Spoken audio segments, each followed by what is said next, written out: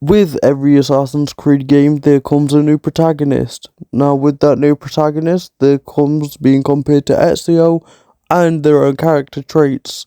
Now, with character traits, it can easily stem from different things, but the character trait that I want to talk about today is who is the most selfish. Now, after skimming through all the Assassin's Creed games, the most selfish to me is definitely Arno Dorian. Now, I love Arno Dorian as a character. I think he's probably one of my favorites, which is very unlikely, especially when there's top candidates out there. So let's start at the very beginning with Arno Dorian. Now, Arno Dorian went to Versailles to go and watch some fireworks with his dear papa after a meeting with the king. Now, of course, as soon as he sat down and got told not to move and that he'll be back when this hand reaches the top. His words, not mine.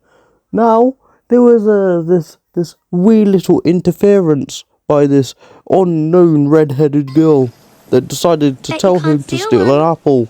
What the fuck? Bro, you don't know this girl.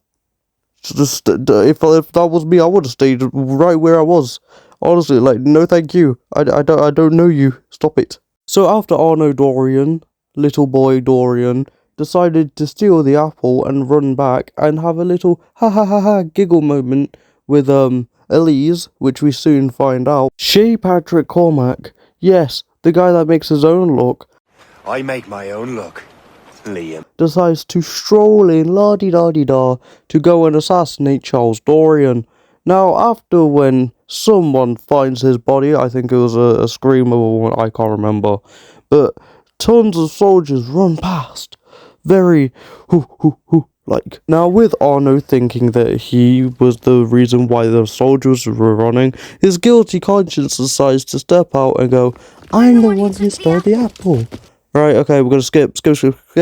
Right, he finds his father dead, and that starts to be his catalyst of him being very selfish. Now, these selfish seeds have started to be planted in with that first kill. Now, we're gonna skip forwards to Elise Delisayre's party. Now, Elise Delisayre, which is basically Arno's stepsister, if you really think about it. But Arno sneaks in, denies a very pretty girl a dance, walks all the way to Elise, and then creepily says, she always loves the chase, which I don't know why I find that really weird. Like, you're out here saying that in public to yourself? Are you okay?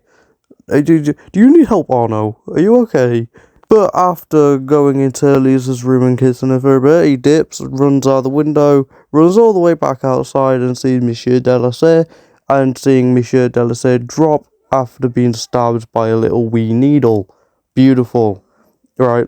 So, he gets put in prison. La-di-da-di-da. Skip all the way, he gets turned into assassin, right? So after him hallucinating for a good long time, and somehow ending up on his knees, yeah. So I'm gonna guess is that, like, throughout this whole trip, he, like, ended up walking around the whole Brotherhood not knowing, and then just completely just ending up on his knees after killing himself. Literally. Like, killing his old conscience. Now, I feel like him joining the Assassins at this point was just so he can get the tools needed to get revenge, and that became so clear when he and Pierre Belek decides to go on this little assassination mission to grab a book. I don't know why they had to kill someone for a book, but they had to get a book. Not like they couldn't go to a library to get a book, you know. Go to a library, make it easier, but no. They had to kill someone for a book that they wanted to read. Now, after killing this one bold, beautiful man, he decides to shout at Belek, going, why are we not going after when Severe still lives? This instantly shows that he's still doing it for his own vendetta, his own personal vendetta.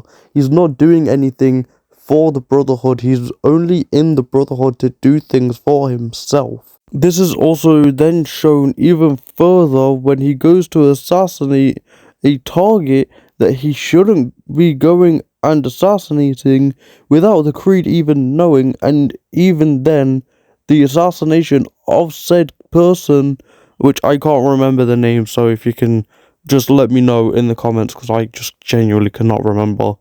But of that target had nothing to do with Monsieur Delasse's death at all.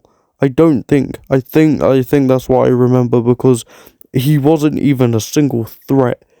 But with that in mind, that even shows how much he does not care for the Creed at this time. Along with that, he even brings the daughter of Monsieur Delassere, a Templar, still, regardless of if they made a peace treaty with the Templars. When Monsieur Delassere was alive, they brought a Templar. He brought a Templar, I should say, down to the Creed's hideout. Why? That's so dumb. What? This also shows how selfish he is. He's only doing it for his own, his own vendetta again and again and again, and this also culminated up until him getting kicked out of the Creed. And the guy didn't even lose his robes or his, hidden blade. The guy hit rock bottom, drunk a few beers, started a bar fight, had all the fun when he was drunk and hit rock bottom, but nope, as soon as he got picked up by Elise, bro just decided to whip up that hood again, whip on those robes, whip on everything. For some reason they weren't gone.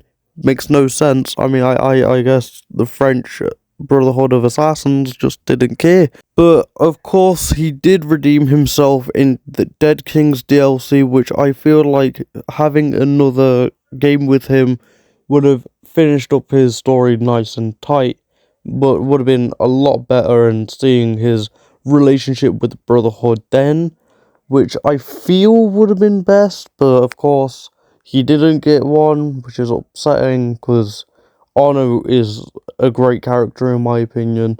But unfortunately, it is what it is. I know, near the end, I sounded like I didn't like Arno, but I do, and I love the game. It's just obviously selfish-wise, and yeah. But, Arno is definitely got to be probably the most selfish assassin. But I'll see you in a bit. Take care. If you're not having a good day, hope it gets better, and peace.